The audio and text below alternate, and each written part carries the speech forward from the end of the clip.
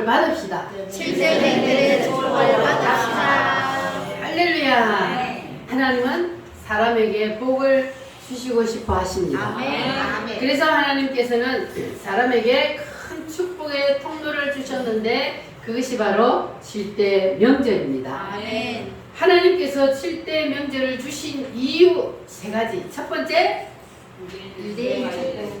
유대인들에게 주신 하나님의 축복이라 그랬습니다. 그래서 유대인들은 이 7개의 명절을 지키다가 세계 제일의 축복을 받았습니다. 오늘은 우리 오늘교회 성도들이 그 축복의 주인공이 되시기를 바랍니다. 아멘. 두 번째는 뭡니까? 예수 그리스도의 구속소. 예수님께서 이 땅에 오셔서 우리를 구원해 주시기 위해서 하실 7가지 구속사. 첫 번째 무슨 명절이요? 6월절. 6월절은 예수님께서 이 땅에 오셔서 뭐를 하신다? 십자가에 죽으신다. 누구를 위해서? 나를 위해서. 두 번째 명절은 뭐예요? 무교절. 무교절은 예수님이 이 땅에 오셔서 우리를 위해서 뭐 하신다? 무덤 속에 들어가신다. 그리고 세 번째는 초실절. 초실절은 예수님께서 뭐 하신다? 부활하신다. 그 다음에 오순절. 오순절은 뭐 하신다? 성령으로 오시리라. 예수님이 부활하셔서 40일 동안 이 땅에서 살아나신 모습을 보여주고 그리고 하늘나라로 올라가셨어요. 지금 예수님은 어디 계세요? 하나님 보좌 우편에서 우리를 위해서 기도하고 계십니다. 할렐루야. 근데 예수님이 올라가시고 내가 너희에게 성령으로 오리라. 그래서 예수님이 올라가신 지 며칠 만에? 열흘 만에 성령으로 오셨습니다. 그래서 예수님은 하나님 보좌 우편에 계시지만 지금 우리와 함께 성령으로 함께 계시는 줄 믿으시기를 바랍니다. 그리고 다섯 번째는 무슨 명절이요? 나팔절은 예수님이 뭐 하신다? 예수님이 재림을 하신다. 여러분 예수님이 재림하실 것을 믿습니까? 예수님이 하늘나라로 올라가셨는데 거기 그대로 계시지 않냐고 반드시 다시 내려오신다. 예수님이 말씀을 하셨습니다. 그러면 그 일이 이루어질까요? 안 이루어질까요? 이루어집니다. 반드시 이루어집니다. 할렐루야. 그리고 여섯 번째는 속죄절. 족제절은 뭐 하는 거예요? 알곡과 독정이. 알곡과 죽정이를 가려서 예수님이 대제사장으로서 하나님께 바치는 그러한 절기요. 일곱 번째는 장막절은 천년왕국을 이루어 주시리라. 할렐루야. 여러분 다 천년왕국의 주인공들이 되시기를 바랍니다. 할렐루야. 자, 그러면 이제 이 7개의 명절을 주신 이유 세 번째 뭐라 그랬습니까? 예수님께서 오셔서 뭘 이루어 놓으셨어요? 이 7개의 명절을 이루어 주셨어요. 그러면 이 7개의 명절이 누구에게 임해야 돼요? 나에게 임해야 합니다. 할렐루야. 이 7개의 명절이 나에게 임해야만이 그래야만이 우리에게 7대 명절의 축복이 임하는 겁니다. 할렐루야. 자, 그래서 이 7개의 명절 중에 첫 번째 명절인 6월절이 내게 임하면 나에게 무슨 일이 일어납니까? 구원이 일어나요. 여러분은 6월절이 임하셨죠? 6월절이 임한다는 게 무슨 뜻이라 그랬어요? 뭐 하면 6월절이 임한다? 예수님이 6월절을 뭐 하셨다고요? 십자가에서 죽으셨다. 그러면 그 사실을 뭐 하는 자? 믿는 자는 6월절이 임한 겁니다. 할렐루야. 예수님께서 6월절날 어린 양이 되셔서 우리를 위해서 십자가에 피 흘려 죽어주셨다는 사실을 여러분 다 믿으시면 아멘. 사람의 죄는 반드시 해결을 해야만 우리가 하늘나라에 갈 수가 있습니다. 죄의 문제가 해결되지 않으면 우리가 다시 하나님께로 갈 수가 없습니다. 왜 그럴까요? 사람은 다 죄인이라 그랬어요. 태어날 때부터. 그래서 그 죄의 문제가 해결이 돼야 하늘나라에 올라가요. 하늘나라는 죄를 가지고는 갈 수 있어요, 없어요? 죄인은 하늘나라에 갈 수 없기 때문에, 그래서 이 죄의 문제가 반드시 해결이 되어야 하늘나라에 갈 수 있습니다. 그래서 죄의 문제를 해결하시기 위해서 누가 이 땅에 오셨다고요? 예수님이, 하나님이신 예수님이 이 땅에 오신 이유는 유월절날 어린 양이 사람의 죄를 대신 지고 피를 흘린 것처럼 예수님이 이 땅에 오셔서 사람의 죄를 대신해서 피 흘려 주시기 위해서 이 땅에 오셨습니다. 할렐루야. 왜 그러냐 하면 성경에 보니까 피를 흘려야만이 죄 사함이 있다 그랬어요. 그래서 죄 없으신 예수님이 피를 흘려 주시기 위해서 오셨어요. 근데 하나님은 영이시기 때문에 피가 있어요, 없어요? 없습니다. 그래서 피를 흘리기 위해서 하나님이 사람의 뭘 입고 오셨다고요? 몸을 사람의 이 육체의 몸을 입고 이 땅에 오셨습니다. 할렐루야. 뭐 하시기 위해서? 대신 피 흘려 죽어주시고 우리를 구원해 주시기 위해서. 그래서 예수님이 오신 거예요. 반드시 예수님을 통하지 않고는 구원이 없다는 사실을 여러분 믿습니까? 네. 사도행전 4장 12절 말씀. 무슨 말씀이요? 다른 이로서는 구원을 받을 수 없나니 천하 인간의 구원을 받을 만한 다른 이름을 주신 일이 있다 없다? 없다. 예수 외에 구원을 받을 만한 다른 이름을 주신 일이 없대요. 누가 그랬어요? 하나님이요. 그러니까 부처 이름을 가지고 천국 갈 수 있어요? 못 가요. 예수 이름 외에 다른 이름으로는 절대로 구원을 받을 수가 없습니다. 할렐루야. 따라합니다. 다른 이로서는 구원을 받을 수 없나니 구원을 받을 수 없나니 천하 인간의 천하 인간의 구원을 받을 만한 구원을 받을 만한 다른 이름을 다른 이름을 우리에게 우리에게 주신 일이 없느니라. 주신 일이 없느니라. 믿습니까? 아멘. 하나님 말씀에 분명히 이렇게 되어 있어요. 구원을 얻을 만한 다른 이름을 우리에게 주신 일이 없다. 할렐루야. 그런데 사탄 마귀들은 이 사실을 없는 것처럼, 거짓인 것처럼 하기 위해서 지금 사탄 마귀가 마지막 이 세상을 점령하기 위해서 발악을 하고 있습니다. 그래서 이 사탄 마귀가 마지막 이 동성애와 이슬람을 가지고, 그리고 차별 금지법을 가지고 우리 기독교를 말살하려고 하는 그러한 정책을 펴고 있습니다.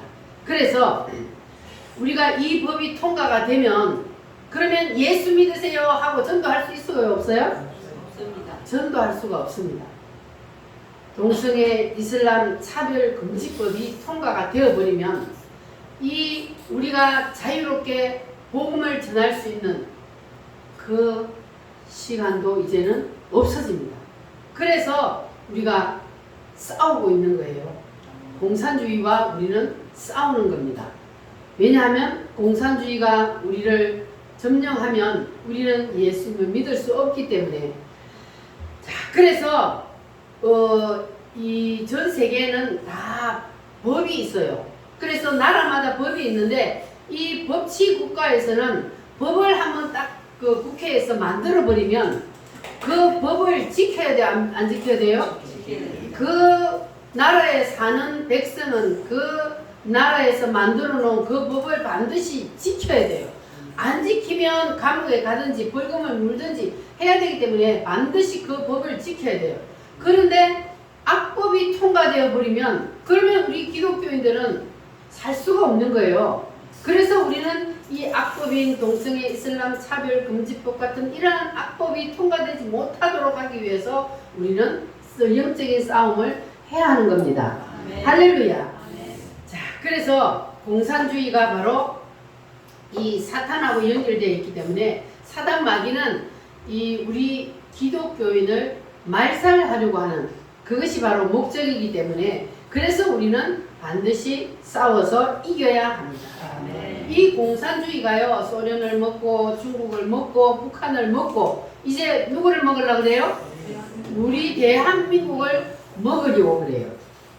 자, 그러면 하나님이 우리 대한민국을 사랑하셔서 이렇게 예수 믿는 사람들이 급속도로 늘어나는 예수 믿는 나라처럼 우리나라를 만들어 주셨어요. 그러니까 이 사탄 마귀는 우리나라를 무너뜨려야만 자기의 목적을 이룰 수 있거든요. 그래서 이 사탄 마귀가 지금 우리나라를 먹으려고 발악을 하고 있습니다. 그래서 우리는 누구와 싸워야 돼요? 이 사탄 마귀와 우리는 영적인 싸움을 해야 하는 겁니다. 할렐루야. 그래서 지금은 바로 우리 기독교인들이 영적인 싸움을 해야 할 때입니다. 믿습니까? 에스겔 37장의 말씀은 여러분 잘 아시죠? 에스겔 37장을 보면은 마른 뼈들이 흩어져 있을 때는 힘이 있어요, 없어요? 없습니다. 그 꼴짝에 엄청난 뼈들이 있었지만 그 뼈들이 자기 마음대로 굴러다니고 흩어져 있을 때는 아무 힘도 없었어요. 그런데 그 뼈들이 하나님의 말씀을 듣고 쫙 자기 자리로 들어가서 하나로 뭉치니까 어떻게 됐습니까? 군대가 큰 군대가 돼요. 강력한 힘을 가진 군대가 되는 거예요. 그래서 우리도 바로 이거를 해야 되는 거예요. 에스겔 골짜기 그 마른 뼈들처럼 우리 대한민국이 지금 1700만의 기독교인이 있다고 하는데 아무 힘도 발휘할 수 없는 것은 바로 에스겔 골짜기의 마른 뼈다귀들처럼 흩어져서 제각기 각기 전투를 하기 때문에 힘이 없는 거예요. 그런데 이 우리나라 인구의 절반이 아니야 4분의 1 많으면 4분의 1이잖아요. 그러니까 4명 중에 1명이 기독교인이란 말이에요. 이렇게 많이 예수 믿는 사람들이 있는데도 힘을 발휘할 수 없는 것은 교회가 흩어져서 힘이 없는 거예요. 그래서 우리 교회는 지금 어떻게 해야 돼요? 에스겔 37장처럼 뭉쳐서 하나가 되어야 돼요. 그래야 우리가 공산주의와 싸워서 이기고 이 나라를 지킬 수 있는 겁니다. 할렐루야. 그런데 지금 이 나라가 어떤 상황에 있습니까? 기독교인들이 하나로 뭉쳐요, 안 뭉쳐요? 뭉치지 않기 때문에 힘이 없어. 그런데 사람들은 기도만 하면 된대요. 기도만 하고 앉아있으면 전쟁은 누가 해요?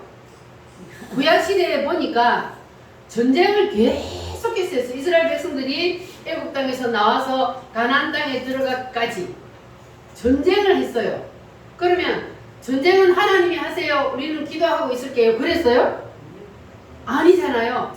하나님이 명령하면 기도했으면 바로 나가서 싸워야 돼. 실전에 나가서는 우리가 싸우는 거예요. 그래야만이 전쟁에서 우리가 이길 수가 있습니다. 그러면 따라합니다. 기도하면 나가서 싸워야 이긴다. 할렐루야. 이게 주님의 방법이에요. 하나님은 물론 우리가 기도만 하고 앉아있으면 하나님이 일 다 하실 수 있어요. 그러나 하나님은 그렇게 안 해요. 우리가 기도하고 너희들이 기도했냐? 그러면 내가 시키는 대로 나가서 싸워라. 그래야만이 전쟁에서 이길 수 있도록 해주시는 거예요. 하나님은 사람을 통해서 일을 하십니다. 여러분 우리나라가 저 민주당의 국회의원들이 이 기독교를 말살하려는 교회를 없애려는 그 발의를 했다 그러나 뭐라고요? 국회에 발의를 한 국회의원들이 있다는 거 알아요? 몰라요? 50몇 명이라 그랬나? 56명인가 7명인가 기독교를 없애야 된다. 우리나라에서 이렇게 발의를 해서 국회법에 통과를 하려고 했단 말이에요. 자, 그러면 이 법이 통과돼 버리면 어떻게 해요? 교회를 다 없애버린대요. 이게 공산주의지 뭐요. 그러니까 이러한 사실도 모르고 지금 기독교인들이 멍하게 그냥 사탄이 이끄는 대로 기도만 하면 되지. 하나님이 알아서 일 다 하시지. 그러고 지금 있는 거예요. 이렇게 있다가는 우리는 다 먹혀요. 그러면 우리는 악법을 만들어버리면 그 법의 지배를 받아야 돼요? 안 받아야 돼요? 지배를 받을 수밖에 없어. 북한이 법을 만들어 놓으니까 그 법 하에서 교회가 있어요? 없어요? 교회를 뭐 가짜로 교회는 지어놨지만 옛날부터 믿는 사람들이 있어요. 거기도 지하 교인들이 있어요. 왜냐하면 그때 가짜로 믿는 사람들은 공산주의가 들어왔을 때 예수님을 다 부인하고 버리고 그리고 떠났겠죠. 그러나 옛날에는 우리나라가 그 평양이 완전히 기독교의 중심지였잖아요. 그러니 그때 당시에 거기에 성령이 떨어졌는데, 그러니까 예수님을 진짜로 믿는 성령 세례를 받은 사람이 있어요, 없어요? 그러니까 그 사람들은요, 공산주의가 들어와도 절대로 예수님을 포기할 수 없는 거예요. 그래서 숨어서 예수님을 믿어요. 숨어서 기도를 해요. 이불을 뒤집어 쓰고 소리도 내지 못하고 찬양하고 소리도 내지 못하고 혼자서 기도해요. 저 깊은 산속에 들어가서 혼자서 기도해요. 그런 세상이 된단 말이에요. 법을 만들어버리면. 그래서 우리는 하나님께서 우리에게 이 기회를 주셨을 때 하나님께서 우리에게 자유를 주셨습니다. 이 자유가 우리에게 영원히 이 대한민국을 지킬 수 있도록 하기 위해서는 우리가 기도하고, 기도했으면 뭐 해야 된다고요? 행동해야 합니다. 행함이 없는 믿음은 죽은 믿음이라 그랬어요. 그래서 우리는 이 대한민국을 지키기 위해서 에스겔 선지자처럼 외치는 선지자의 말을 듣고 우리가 하나로 뭉쳐서 하나님이 세운 이 자유 대한민국을 반드시 지켜내야 합니다. 따라합니다. 뭉치면 살고, 뭉치면 살고, 헛되지면 죽는다. 헛되지면 죽는다. 누가 한 말이요? 이승만 대통령이 한 말이에요. 뭉치면 살고 흩어지면 죽는다. 하나님께서는 이 자유 대한민국 우리나라를 통해서 하나님이 크신 일을 하시기 위해서 이승만 대통령을 세워주신 것이 우리나라의 복의 근원입니다. 아멘. 이승만 대통령도 처음에는 예수님을 믿지 않았어요.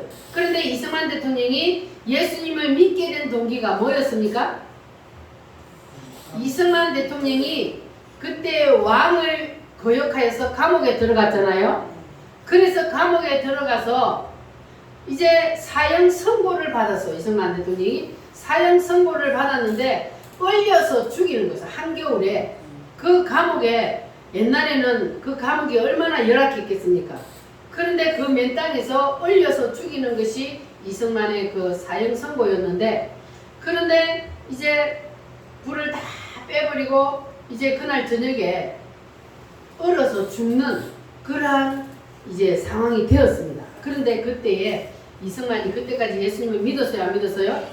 그런데 그때 이승만이 하나님 앞에 기도를 했어요. 어떻게 이승만이 하나님 앞에 기도를 하게 되었냐 하면, 영어 공부를 하기 위해서 배제학당에 가서 성경 공부를 하게 되었습니다. 영어로 성경 공부를 하게 되었는데, 성경 공부를 하기는 했지만 그러나 예수님을 믿지는 못했어요. 그런데 마지막 이제 죽음을 앞두고 사형 선고를 받고 있을 그때에 이승만 대통령이 기도를 합니다. 내가 영어를 배우기 위해서 공부했던 그 성경 속에 계신 예수님, 살아 계신다면, 정말로 살아 계신다면 나를 살려주세요. 이렇게 기도를 했더니 그때에 성령의 불이 떨어졌습니다. 성령의 불이 그에 떨어지니까 막 열이 펄펄 나는 게 얼어 죽은 것이 아니라, 이렇게 해서 이승만 대통령이 감옥에서 성령 세례를 받은 겁니다. 확실히 예수님을 만나버린 거예요, 거기서. 그래서 이 이승만 대통령이 이제 성령 체험을 하고 나서, 그리고 그를 미국으로 보내서 유학을 하게 만들고, 그래서 이승만 대통령은 지금 사람들도 할 수 없는 그 세계 대학에서 석사, 박사 학위를 받고, 그리고 하나님이 그에게는 뭐까지 줬냐면 하늘의 지혜를 부어주셨어요. 그래서 미래를 미리 보는 그러한 영의 눈이 열렸습니다. 그래서 이 이승만 대통령은 공부를 하면서, 야, 공산주의는 절대 안 돼. 공산주의는 망하는 길이다. 이것을 이승만 대통령은 너무너무 잘 알고 있었습니다. 그런데 이승만 대통령이 우리나라에 들어오기 전에, 그때에 이 나라를 누가 잡고 있었어요?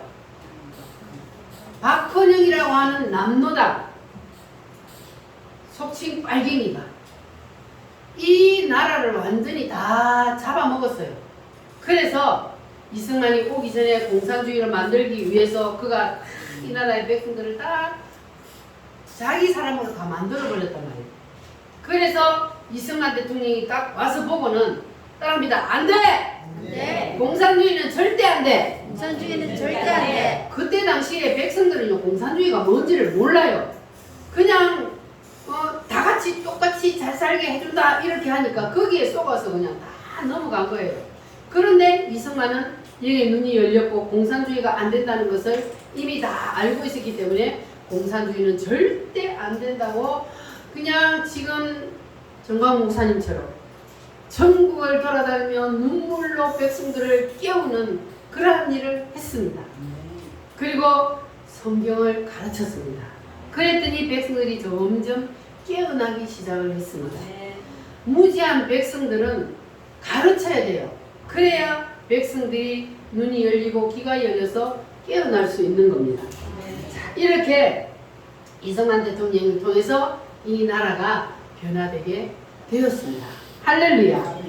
자, 그런데 이 이승만 대통령이 그래서 이 백성들을 깨우고 이제 나라를 딱 붙잡으니까 그때부터 이 남로당의 후예들이 열심히 공부를 해서 교사가 되고 판검사가 되고 경찰이 되고 그리고 뭐까지 되었어요?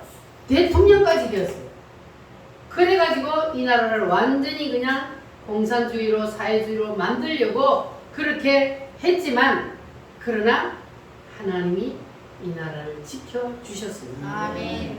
그래서 아직까지는 넘어가지 않고 지금 간당간당 하고 있습니다.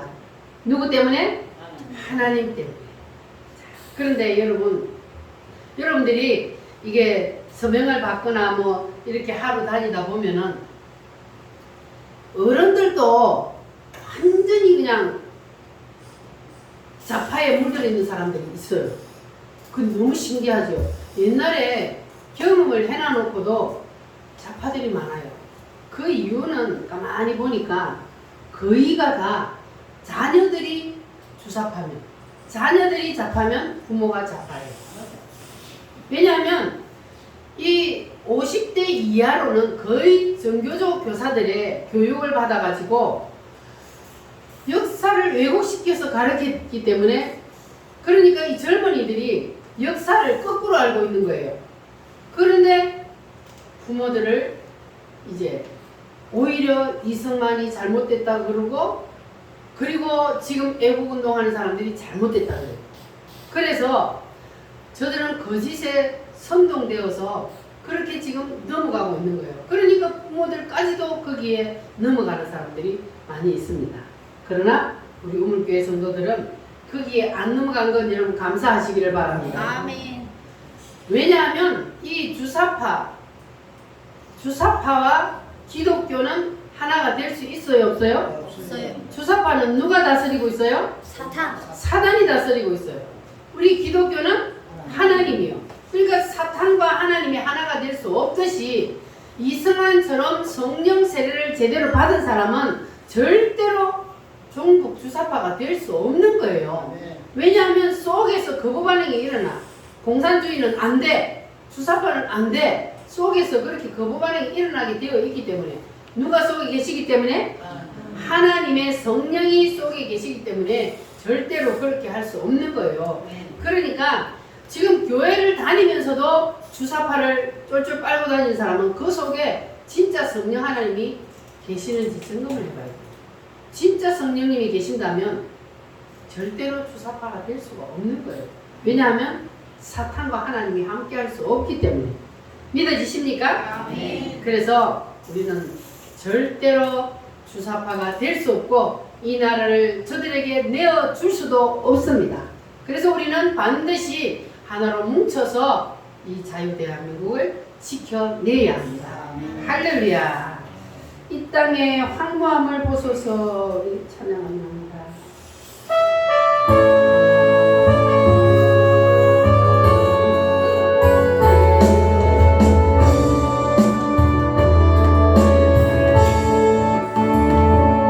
이 땅의 황무함을 보소서.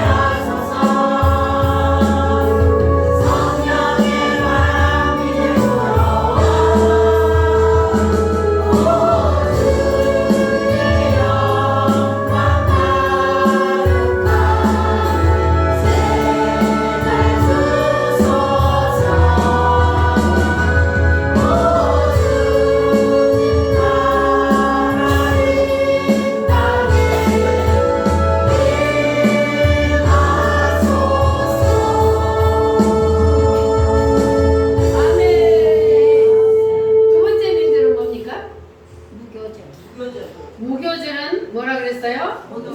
무덤이라. 하나님이 유월절을 통하여서 우리를 구원시키고, 그리고 하나님께서 두 번째로 무덤 속에 던진다 그랬어요. 어떤 사람은 물질을 통하여, 어떤 사람은 건강을 통하여, 어떤 사람은 자녀를 통하여, 이렇게 하나님이 우리를 오늘날의 무덤 속에 던지는 이유는 무엇 때문이다? 우리를 죽이고 자아를 파쇄하고 내 뜻, 의지, 그네를 반납받으시기 위해서 우리를 무덤 속에 던진다 그랬어요. 그래서 우리가 뜻, 의지, 균해를 내가 가지고 있으면, 그러면 거기에 누가 달라붙어요? 사탄이 달라붙기 때문에, 그래서 우리는 반드시 내 뜻, 의지, 균해를 다시 하나님 앞에 돌려드리고 다 내려놓아야 할 줄 믿습니다. 우리가 하나님의 말씀을 계속해서 지금 듣고 있는데, 뜻, 의지, 균해를 내려놓으세요. 안 내려놓으면 계속해서 이 땅을 사는 동안 무덤 생활을 해야 하고 힘들고 어려운 생활을 해야 합니다. 이렇게 말씀을 듣고 있는데도 하나님 말씀은 그러든지 말든지 나는 내 뜻대로 내 마음대로 살 거야. 그러면 그 사람은 어떻게 돼요? 무덤에서 못 나와. 일생 동안 무덤에서 고생하며 살다가 가야 되는 거예요. 자, 그러면 이 땅에서 우리가 고생하다가 살다가 그냥 죽어서 우리가 천국으로 바로 가면 얼마나 좋겠어요. 그런데 그게 안 된다 그랬잖아요. 무엇 때문에요? 죽으면 하늘나라 들어가기 전에 뭘 건너야 돼요? 물 붙는 유리바다를 건너야 된다 그랬잖아요. 근데 거기 가서는 내 뜻을 가지고 하늘나라에 들어갈 수 있다 없다? 없다고요. 그래서 반드시 거기 가서 내려놓아야 되는데, 여기서 내려놓는 게 쉬워요? 거기 가서 내려놓는 게 쉬워요? 여기서 내려놓는 게 쉬워요. 그러면 어떻게 해야 돼요? 여기서 내려놔야지. 고집 부리면 거기 가서 내려놔야 돼. 어쩔 수 없지 뭐. 똥줄 타게 회개하면서 그 뜨거운 불 속에서 회개하면서 그리고 내려놓아야 돼. 그러나 이 땅에서는 하나님 잘못했어요. 요나가 물고기 뱃속에 들어가가지고 하나님 잘못했어요. 다시는 안 그럴게요 하고 회개하니까 하나님이 무덤에서 꺼내준 것처럼 오늘 우리도 마찬가지. 우리가 이 땅에서 내 뜻을 다 내려놓고 하나님의 뜻대로만 이제는 살겠습니다. 말씀대로만 순종하며 살겠습니다. 이렇게 하면 우리를 무덤 속에서 꺼내주신다 그랬어요. 할렐루야. 자, 옆 사람하고 인사 한번 하고 해보겠습니다. 내 뜻을 하나님의 뜻 앞에 내려놓읍시다. 아멘이요? 아멘. 할렐루야. 아멘. 하나님은 내 뜻을 반납하기 전에는 절대로 무덤에서 꺼내주지 않는다는 사실 여러분 꼭 기억하시기를 바랍니다. 아멘. 주님 말씀하시면 내가 나아가리다.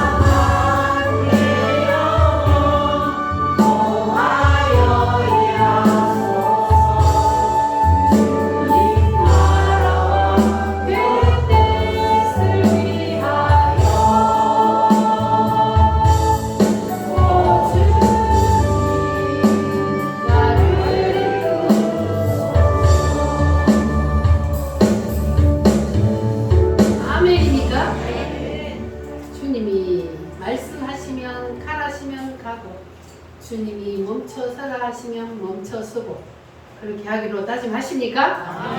아멘. 그러면 여러분이 이제 무교절의 무덤 속에서 나오게 될 줄 믿습니다. 자, 무덤 문이 활짝 열리면 그러면 그 다음에는 부활을 하는 거예요. 할렐루야. 초실절은 예수님의 부활입니다. 예수님의 부활이 초실절의 첫 번째 성취요. 두 번째는 뭐냐 하면 최후의 부활입니다. 최후의 부활. 이것은 언제 일어날까요? 예수님이 재림하실 때 무덤들이 터지며 무덤 속에 있던 육체들이 나와서 영체하고 만나서 부활을 한다. 그랬습니다. 자, 그래서 이것이 바로 최후의 부활인데 바로 이것 때문에 우리가 내 뜻을 내려놓고 예수님의 뜻을 붙잡아야 되는 거예요. 할렐루야. 인간에게는 마지막 부활이 있기 때문에 믿습니까? 여러분도 마지막 때에 부활하실 줄 믿습니까? 부활이 있어요, 인간에게는. 그런데 예수 안 믿는 사람도 부활을 한다 그랬어요. 그러니까 예수 안 믿고 죽으면 그만이지 이게 아니고 예수 안 믿고 죽은 사람도 부활을 하니까 그게 문제예요. 근데 예수 안 믿고 죽은 사람은 어떻게 부활해요? 심판의 부활을. 심판의 부활. 짐승처럼 부활하는 거예요. 여러분 그렇게 되기를 원하십니까? 우리는 어떻게 부활해야 돼요?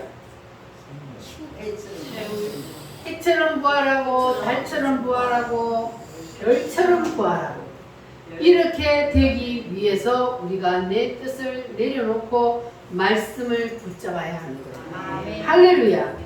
여러분 하나님의 말씀을 여러분 꼭 붙잡으시기를 바랍니다. 따라합니다. 최후의 부활.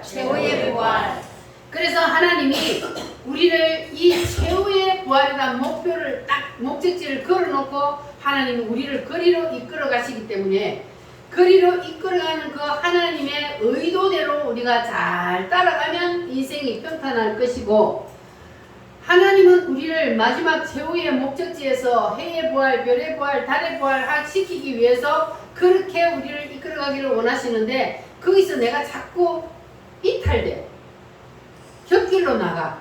그러면 하나님은 다시 데리고 들어와야 되니까 그래서 데리고 들어오기 위해서는 하나님이 매를 들 수밖에 없는 거예요. 여러분은 매 맞지 말고 그냥 하나님이 이끄시는 대로 가시기를 바랍니다. 할렐루야. 그래서 우리는 하나님께서 나를 어떻게 이끌어 가시는지 하나님의 의도를 여러분 눈치를 채야 돼요. 여러분 눈치 채셨어요? 하나님 우리를 어디로 데리고 가려고 그래요? 마지막 목적지 최후의 부활을 하나님은 우리의 목적지로 두고 거기로 우리를 이끌어 가려고 하시니까 여러분 하나님께서 우리를 이끌어 가시는 그 마지막 목적지에 우리도 동일하게 거기다가 우리의 목적지를 두고 우리가 가면 그러면 놀라운 일이 일어나게 될 줄 믿습니다. 우리는 인생을 두 번 사는 게 아니잖아요. 딱 한 번밖에 없어요. 한 번밖에 없는 이 인생을 우리가 살면서 하나님께서 원하시는 그 길을 우리가 반드시 가지 않냐면 그러면 우리는 기회를 놓치는 거예요. 그래서 우리가 이 기회를 절대 놓칠 수가 없습니다. 여러분 꼭 붙잡으시기를 바랍니다. 이 기회를 우리가 놓치게 되면은 부끄러운 부활을 하게 되는 거예요. 부끄러운 부활은 어떤 부활일까요? 부끄러운 부활. 예수님을 믿어서 구원은 받을 수 있어요. 구원은 하나님이 구원은 시키기는 시키는데 그런데 부끄러운 부활 어떻게 할까? 그냥 세마포 옷을 입고 부활을 해야 되는데 세마포 옷이 없어. 부끄러운 부활을 하는 사람. 그러니까 구원은 겨우 받았는데 무덤 속에 들어가가지고 그냥 무덤 아랫목에서 그러고 살다가 가는 사람. 그 사람은 부끄러운 부활을 하는 거예요. 그럼 세마포 옷도 못 입고 그냥 천국에서 다른 사람들은 세마포 옷을 입고 주님과 함께 찬양하며 영생 복락을 누리며 사는데 부끄러운 부활을 하는 사람은 부끄러워서 얼굴을 들 수도 없어. 천국에 들어가는데 그렇게 들어가가 되겠어요? 우리가 안 되잖아요. 우리는 무슨 부활을 해야 된다고요? 더 나은 부활. 더 나은 부활. 할렐루야. 따라합니다. 더 나은 부활을 위하여. 더 나은 부활을 위하여. 더 나은 부활을 하기 위하여 우리는 말씀을 붙잡고 살아야 합니다. 자, 그리고 세 번째 부활이 뭐냐 하면은 삶의 부활이에요. 삶의 부활. 자, 삶의 부활은 뭘 말합니까? 우리가 이 땅에 살면서 하나님이 우리의 삶을 부활시키는 거예요. 지금 이 모습 이대로가 아니라 하나님이 우리를 뻥튀기 해버려요. 그래서 이 땅에서 그냥 부활의 영광을 누리며 살도록 만들어준다는 거예요. 할렐루야. 여러분 그렇게 삶의 부활을 누리기를 원하십니까? 그러면 어떻게 해야 돼요? 무덤에서 나와야 돼요. 무덤에서 나와야만이 우리의 삶의 부활이 일어날 수 있습니다. 할렐루야. 내 뜻을 다 내려놓고 주님의 뜻대로 사는 그 사람이 이제 무덤에서 부활해서 삶의 부활을 누리게 될 줄 믿습니다. 할렐루야. 어두워진 세상길을 주님 없이 살아가다.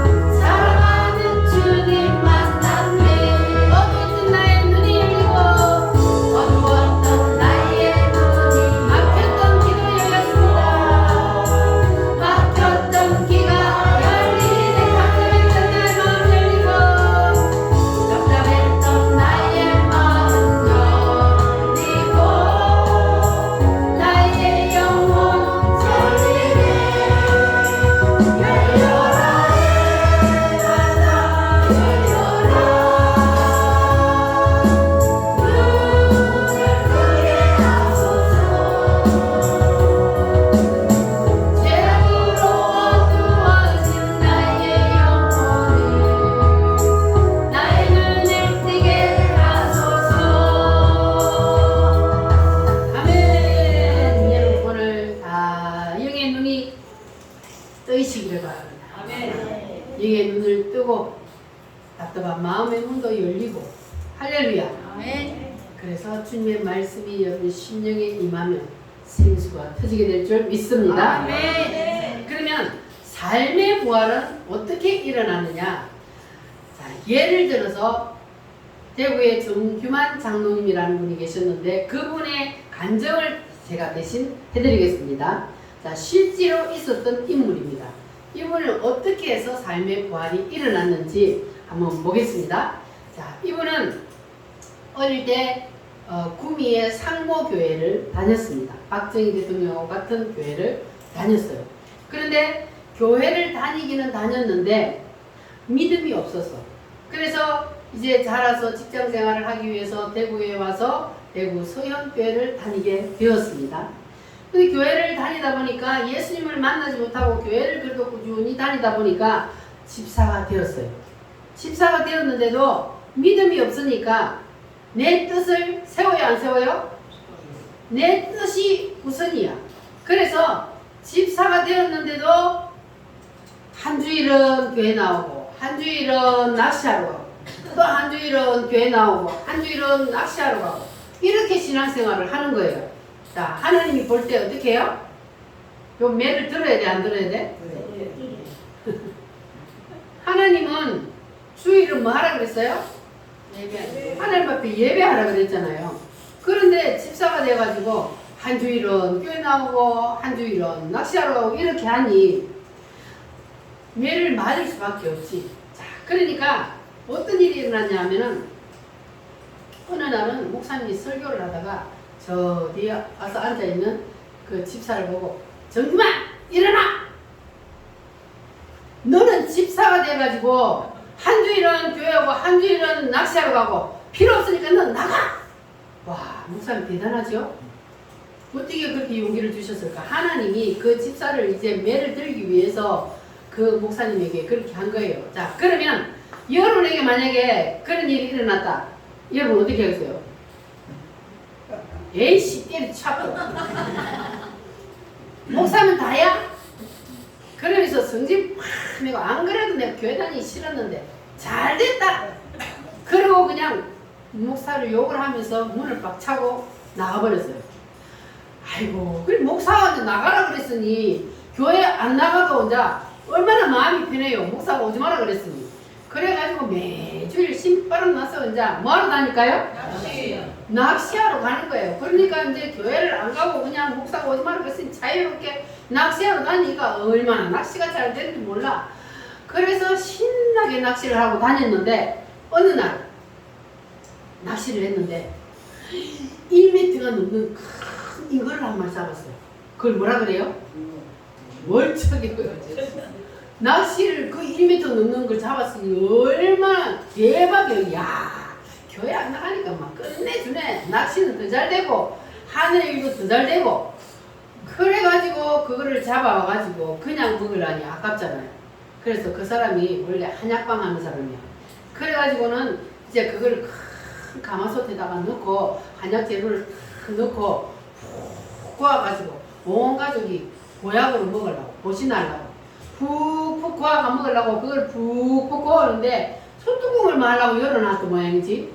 거기에 2살 먹은 애가 아들이 엉금엉금 기어가가지고 솥에 빠져 죽어버렸어요. 아이고, 이제 하나님 보세요. 잘 나가는 것 같지? 하나님 떠나서 지 마음대로 사니까 얼마나 신바람 났어요. 그런데 하나님이 그대로 놔둬요? 안 놔. 아들이 거기에 빠져 죽으니 그때 여러분 같으면 어떻게 했어요? 하나님 어떻게 이럴 수가 있습니까? 하나님이 살아계신다면 어떻게 이럴 수가 있어요? 하고 하나님 원망해요? 아니면 하나님 앞에 두 손 들고 회개해요? 그런데 이 사람이 믿음은 없었어도 교회는 오래 다녔잖아요. 그러니까 이제 정신이 번쩍 든 거야. 아이고, 하나님 마음대로 큰 고기 잡게 해놔놓고 그 고기를 잡아가지고 삶는데 거기에 아들이 빠져 죽게 만드냐고요. 그래가지고 이제 교회 가서 의자에 앉지도 못해. 그냥 무릎 꿇고 엎드려서 하나님 잘못했습니다. 목사님 잘못했습니다. 하나님이 나를 다루는 방법이 이 방법밖에 없습니까? 어떻게 아들을 죽이고 하면서 막 하나님 앞에 가가지고 얼마나 눈물을 흘리며 통행할까요? 맨날 며칠, 아이고 아들이 죽어. 정광목사님도 아들 죽고 3년을 울었대요. 정광목사님도요 보통 센 사람이 아니거든요. 자존심이 보통 센 사람이야. 하나님 그거 깰라 그러니까 어느 날 하루아침에 아들을 데려가 버렸어요. 그래서 아들을 데려가니 정광목사님도 그때 두 손 들고 3년을 울었대요. 근데 이 장모님도 맨날 하나님 앞에 가서 잘못했어요. 하나님 잘못했어요 하고 통회하고 자복하고 울다가 그러다가 신유의 은사를 받아버렸어요. 그래가지고 이제 신유 연사를 딱 받았는데 이 사람이 직업이 뭐라고요? 한약방 하는 사람. 그래 이 사람이 이제 그때 정신이 번쩍 들어 이제 예수님을 이제 믿게 된 거죠. 아 진짜 하나님이 살아계시네. 그때 이제 알게 된 거예요. 그래가지고 이제 예수님을 그때 이제 진짜로 믿고 그리고 이제 한약방을 하는데 그런데 이제 사람들이 다 오면 두 가지 방법을 선택하게 한대요. 첫 번째는 내가 안수를 하면 병이 낫는 방법이 있고 두 번째로는 한약을 지어주면 낫는 방법이 있습니다. 두 가지 중에 어떤 것을 선택하시겠습니까? 내가 기도해주는 것은 돈을 안 받습니다. 그러나 한약을 지어주는 것은 돈을 받습니다. 그럼 여러분 어떤 걸 택하겠어요? 두 가지 다 낫는데 돈이 드는 걸 택해요? 안 드는 걸 택해요? 안 드는 걸 택하잖아요. 그래가지고 사람들이 안수를 받고 병이 낫고 이렇게 하다가 이제는 하나님이 이 장로에게 완전히 그냥 삶의 부활을 일으켜서 막 돈방석에 앉게 하는데 사람들이 막 몰아오는 거예요. 누가 몰아줘요? 하나님이 막 소문에 꼬리를 일고 거기 가면 막 무슨 병이 걸리든지 병이 다 낫는다더라 이러니까 막 몰려드는 거예요. 그러니까 막 한약을 막 하는데 그런데 신기한 건 뭐냐 그 사람한테 맞는 한약을 지어줘야 그 사람이 먹어야 병이 나을 거 아니에요. 그런데 간호사들이 사람이 너무 많아가지고 바꿔서 줘도 그래도 병이 다 낫는 거예요. 그래가지고 사람들이 막 몰려드니까 나중에는 한약재가 다 떨어져. 볏짚을 주워 와가지고 볏짚을 썰어서 봉투에 넣어주면 그것을 먹어도 병이 다 나아버리는 거예요. 거짓말 같아요? 진짜로 있었대요. 대구 서영교회 정규만 장로라는 사람. 자, 그래가지고 병이 다 나아버리고 그러니까 하루에 돈을 버는 게 마다리 부대로 한 대씩 벌어요. 그래서 이제 어느 날 이 장로님이 가만히 생각을 하나님이 이렇게 많은 돈을 나한테 주는데 나만 잘 먹고 잘 살기 위해서 하나님이 이렇게 주실까? 아니지. 내가 교회를 지어야 돼. 세계에서 제일 가는 교회를 내가 한번 지어보자. 이래가지고 이제 교회를 지으려고 했어요. 자, 그런데 400평의 교회를 짓는데 우리나라에서는 그때 당시만 해도 그리 큰 건물을 설계할 사람이 없었대요. 그래서 미국에 가서 설계해가지고 와서 교회를 짓는데 그런데 교회를 짓는데 이제 자기 혼자 그 돈을 다 대면 또 사람이 어떻게 돼요? 교만해져 버려요. 내가 교회를 지었는데 내가 교회 주인 행세를 해버리는 거예요. 그러니까 그렇게 안 되기 위해서 이제 교인들에게 다 나누어서 건축금을 하게 하기 위해서 저녁마다 100만원짜리 돈다발을 만들어서 성도들 집에 던졌대요. 그래가지고 그거 가지고 다 건축금을 하게 해서 그래서 엄청난 교회를 세우게 되었다 합니다. 이렇게 하나님께서 이 정규만 장로를 하나님이 인생을 완전히 역전시켜서 부활시키기 위해서 하나님께서 그에게 어떤 대가를 치르게 했습니까? 아들을 먼저 데려가 버렸어요. 그러니까 우리가 하나님의 말씀대로 하나님이 아까 우리를 어디로 이끌고 가신다고 그랬어요? 새 예루살렘 우리의 마지막 목적지 부활. 그 부활에 우리가 더 나은 부활을 시키기 위해서 하나님께서 우리 글로 이끌어 가시는데 이 정규만 장로가 거기서 이탈했잖아요. 하나님이 이끌어가는 거기에서 이탈했어요. 그러니까 하나님께서 그를 교회에서 나가게 해서 더 잘 되는 것 같았죠. 교회를 다니다가 떠나니까 처음에는 더 잘 되는 것 같아요. 그러나 하나님은 그대로 내버려 둡니까?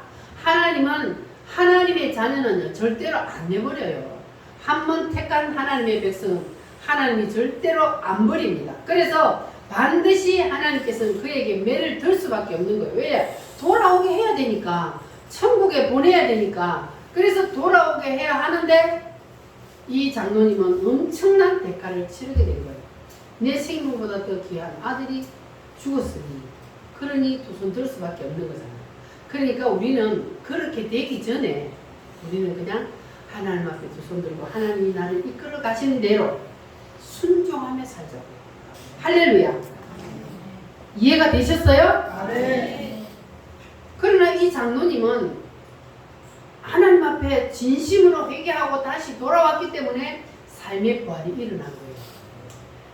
전화위복이 된 거죠. 그래서 우리도 혹시 떠나서 하나님 앞에 얻어맞더라도 하나님이 나를 칠 때 그때 빨리 깨달아야 돼요. 빨리 깨닫고 하나님 앞에 이 장로님처럼 두 손 들고 회개해야 돼요. 그렇게 진심으로 하나님 앞에 나와서 두 손 들고 회개하고 하나님이 이끄시는 대로 하나님이 원하시는 대로 그렇게 우리가 따라 순종하며 살기만 하면 하나님께서는 우리의 인생을 완전히 역전시켜서 부활하게 할 줄 믿습니다. 아멘. 할렐루야. 이게 바로 삶의 부활이라는 거예요. 네. 우리가 이 땅에 살면서도 하나님께서 우리가 이 부활의 영광을 누리며 살게 해 주신다는 겁니다. 우리도 한번 누리며 살아봅시다. 아멘. 할렐루야. 그러면 우리가 어떻게 해야 돼요? 우리가 이 부활의 영광을 누리며 살려면 어떻게 해야 된다고? 내려놓고 나는 죽은 사람처럼 내 뜻, 의지, 견해 나는 없어지고 누구만 있어야 돼요? 예수님만. 나는 없어지고 내 속에 예수님의 뜻만, 하나님의 뜻만, 하나님의 의지만, 하나님의 견해만 내 속에 있어야 돼요. 그러니까 하나님의 말씀에 하라 하면 뭐 하고? 하고 하지 마라 하면 뭐 하고? 하지 하지 말고. 이게 바로 하나님의 말씀대로 사는 거예요. 내 뜻, 의지, 견해를 내려놓는 거예요. 가장 쉬우면서도 가장 어려운 거. 그냥 내려놓으면 되는데 우리 인간은 자꾸 내 뜻이 발동을 해. 내 생각이 자꾸 발동을 한단 말이에요. 이렇게 되면은 얻어맞는 거예요. 그러니까 우리가 하나님의 말씀 앞에 온전히 내 뜻, 의지, 견해를 다 내려놓으면 그러면 우리도 이 땅을 사는 동안 하나님의 놀라운 은혜를 경험하게 될 줄 믿습니다. 자, 그래서 우리가 이제 말씀을 여기까지 한번 짤막짤막하게 쉽게 여러분들이 이해하기 쉽게 제가 핵심을 말씀드립니다. 자, 6월절의 핵심은 뭐냐 하면은 예수님의 피입니다. 예수님의 피.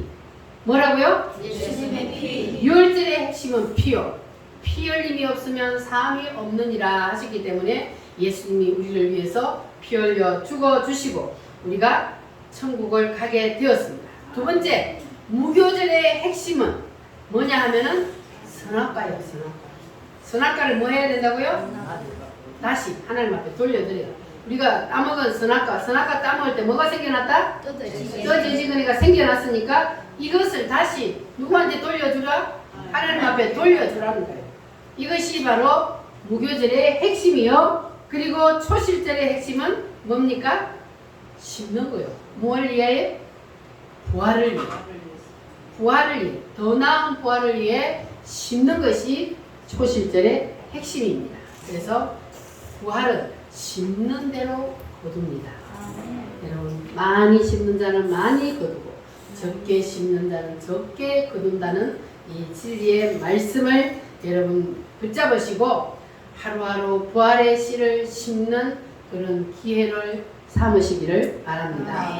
그래서 우리가 무엇을 하든지 세상에 썩어질 것을 위하여 심는 것이 아니라 더 나은 부활을 위하여 심고 사시기를 바랍니다. 할렐루야. 두 손 높이 드시고 기도하겠습니다. 주님, 나에게 주신 모든 기회를 부활을 위하여 심는 기회로 삼겠습니다. 좋은 일이든 나쁜 일이든 모든 것들을 우리가 부활을 위하여 심고 살게 하여 주시옵소서. 다 같이 주여 삼창으로 기도합니다.